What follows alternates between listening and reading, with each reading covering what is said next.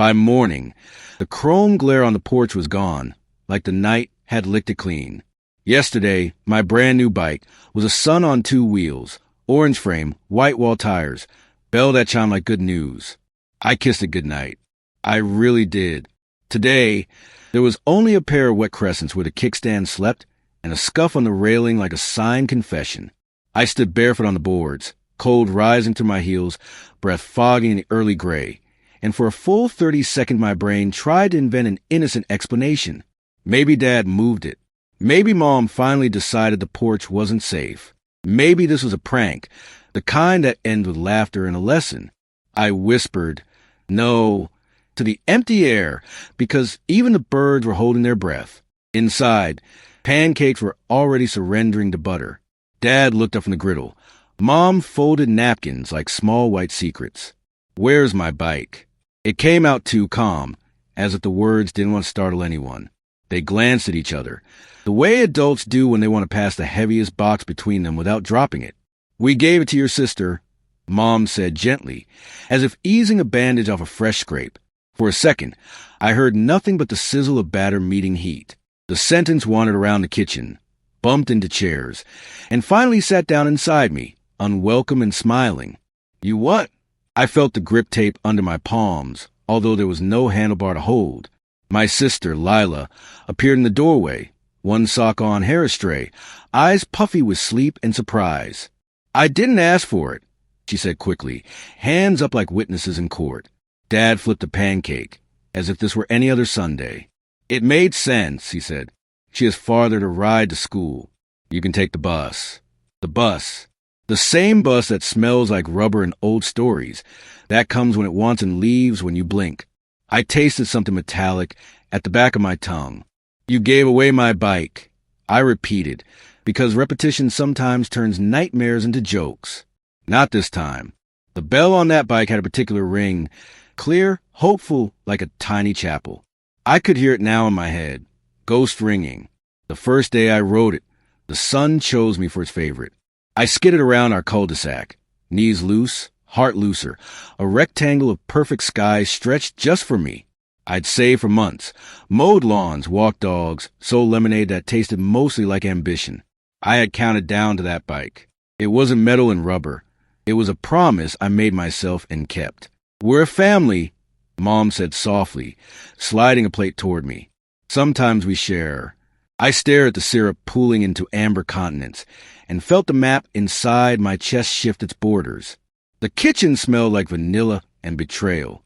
I swallowed hard, and something hot and unwieldy set up camp behind my eyes. Then I guess I'm taking the bus, I said, and the bell rang again, far away, as if to say it wasn't finished with me yet. The bus exhaled at the corner like a dragon tired of its own smoke. I stepped on and fed it 2/4 of my pride. The seats were a patchwork of gum ghosts and pen carvings, initials kissing inside crooked hearts.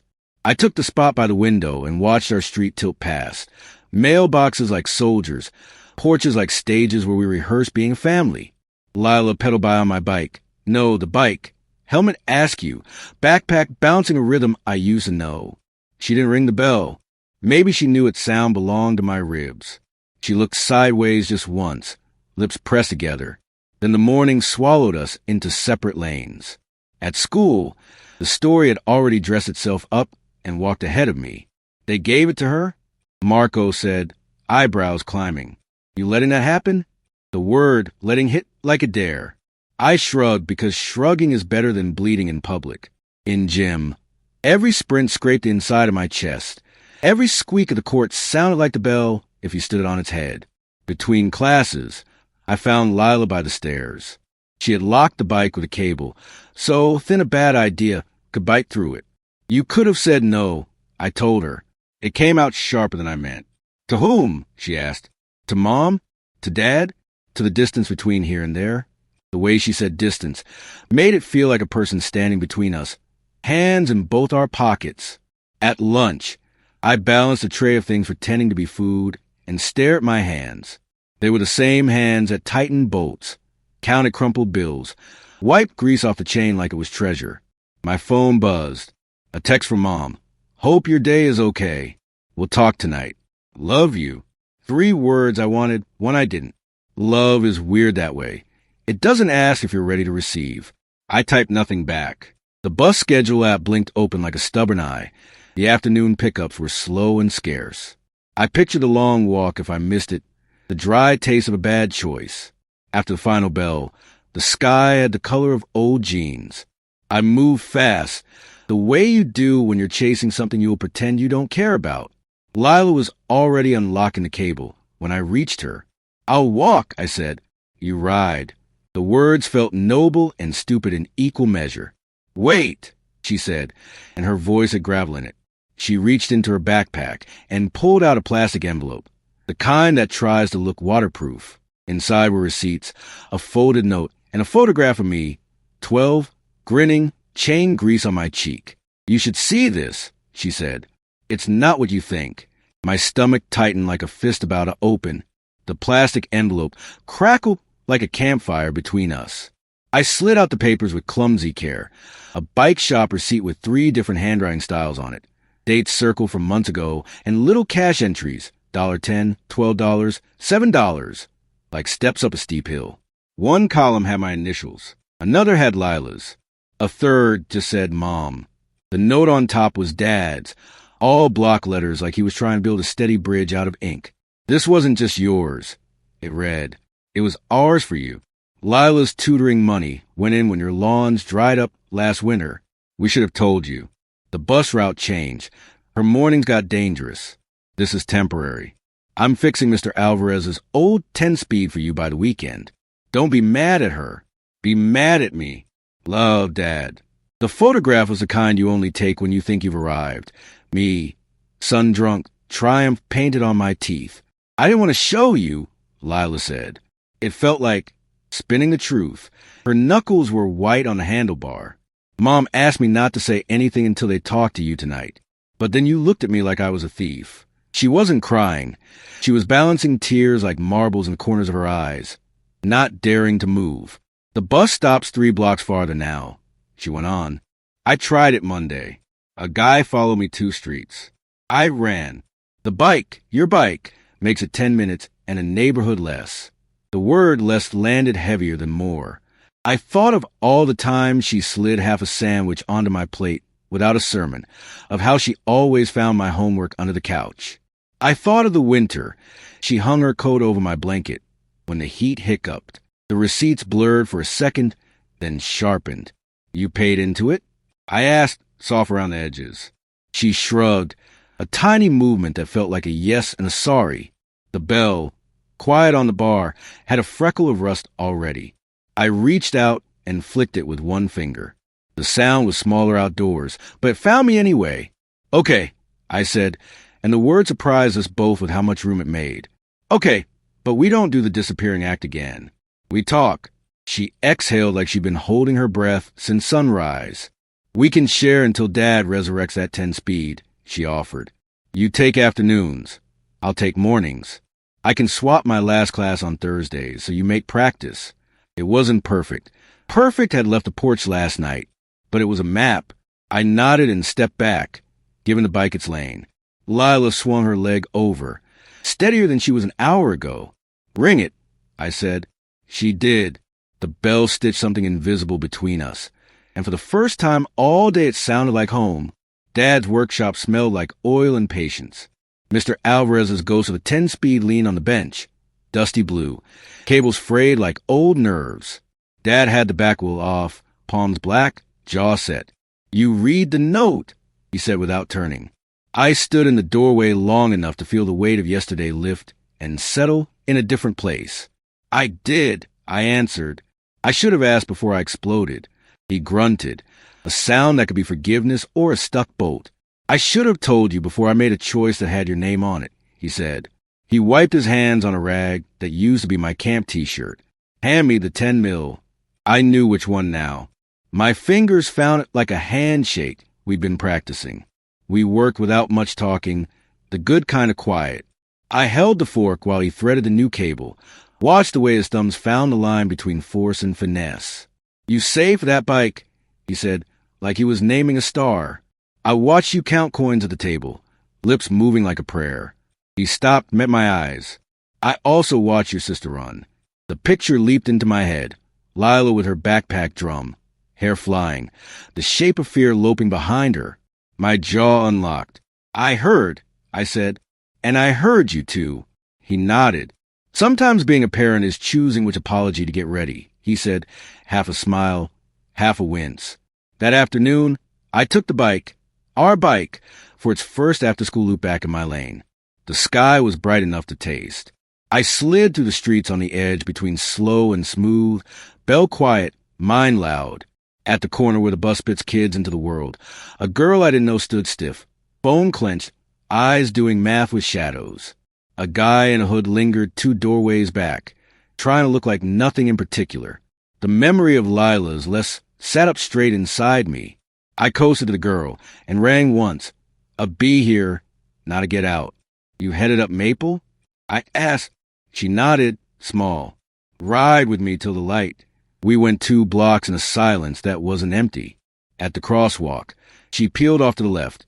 I went straight, checking my mirror, not for me, for what follows.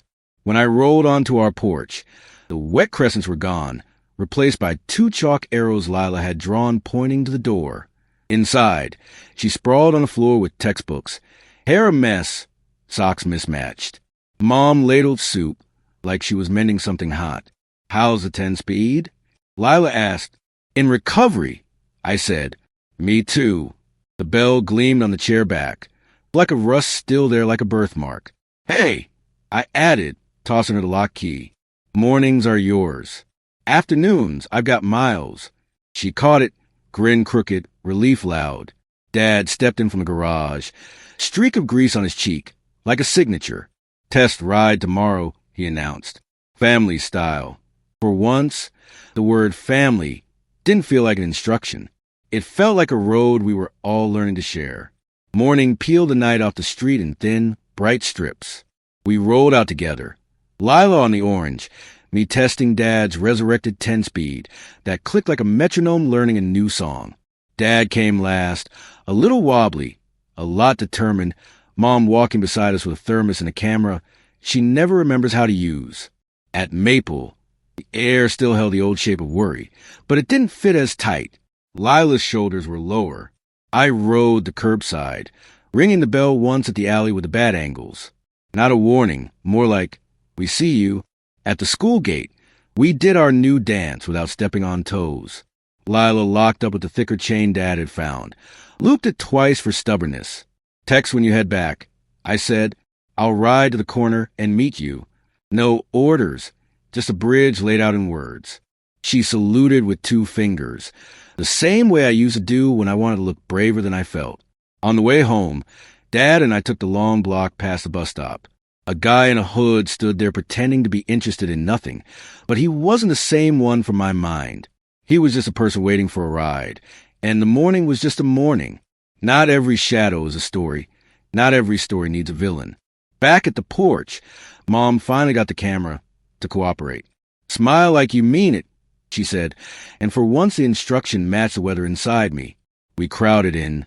Handlebars, elbows, the bell's freckle of rust, Dad's grease stripe, Mom's laugh breaking into the frame. The shutter clicked. Later, in the kitchen, the photo printed slightly crooked and lived on the fridge anyway. I traced the edges with a magnet and found my face looking back without the tight corners. We handled it messy, Dad said, rinsing mugs. But we handled it. Lila leaned in the doorway, helmet hair wild, math textbook open to a problem that finally made sense. In the afternoon, I took my lane. The 10-speed was not the orange sun. It was a different sky, and I could learn its weather. On Maple, I stopped at the light and rang once, out of habit and hope. The sound hopped from window to window, then came back softer, carried by the kind of wind that doesn't push you, just keeps you company. I thought about saving, about sharing, about the space between mine and ours where families live most of their real lives. My bike hadn't disappeared. It had changed jobs. So had I. When I turned onto our street, 2 chalk arrows waited on the porch, pointing home. I followed them in.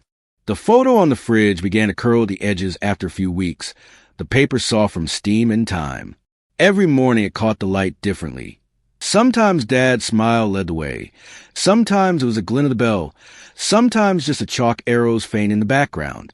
I started leaving little notes on the magnet. Air tires, by Chain Oil, dinner at 7. Lila began adding her own. Math test survived, new brews, don't ask, saved you a cookie. It turned into our quiet bulletin board for staying human. No big declarations, no more vanishing acts, just messages that said, we're still here. One Saturday, I found the orange bike leaned against the fence, a sprig of jasmine wrapped around the handlebar. A tag fluttered from the bell. For weekends. Below that, Lila's scribble. The 10-speed is faster, but this one listens better. I rode to the corner and back. The air softer than it had any right to be. Every ring of that bell sounded like a yes to something I hadn't known I was asking. The street, the porch, even the cracks in the pavement, all of it seemed to hum with a small, forgiving rhythm. When I came home, Dad was fixing the fence, humming off-key. Mom was on the porch with her camera again, pretending to understand the settings. One more picture, she said, for the road ahead. We lined up the same way, only closer this time. The shutter clicked, and I thought, maybe every family has a missing piece that turns out not to be lost, just loaned until you learn the weight of it. The photo printed crooked again, but it didn't matter. This one I taped beside the first. Between them hung everything we'd broken and rebuilt, not perfectly, but honestly. I looked at both and whispered, keep it like this? Not frozen, not flawless, just moving, like wheels on warm asphalt, carrying us forward, sharing the road.